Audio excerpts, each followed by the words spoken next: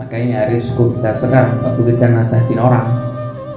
Nah itu orang itu akan bilang, ngapain kamu ngurusin aku? Nah padahal yang kita mau omongin itu, yang kita nasihatin itu bukan ngurusin tapi ngelurusin.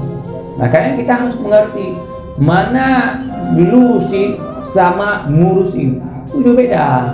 Contoh, ada seorang laki-laki yang memakai celana pendek, terus kita nasihatin dia, hei nak, hei abang, nah hei teman, jangan kau pakai itu celana yang pendek, itu aurat.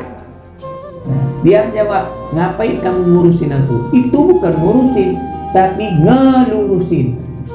Ingat ya, bukan ngurusin tapi lurusin. Nah, yang ngurusin itu ada orang yang buat rumah besar ataupun beli kendaraan, mau ganti-ganti mobil.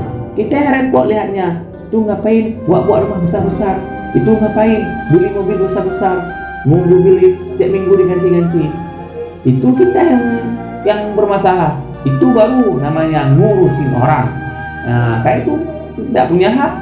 Asalkan harta, rumah, mobil yang dia beli dengan harta yang halal, itu bukan urusan kita. Mau dia pergunakan kemanapun, terserah dia. Ya, makanya kita harus membedakan mana lurusin sama mana ngurusin.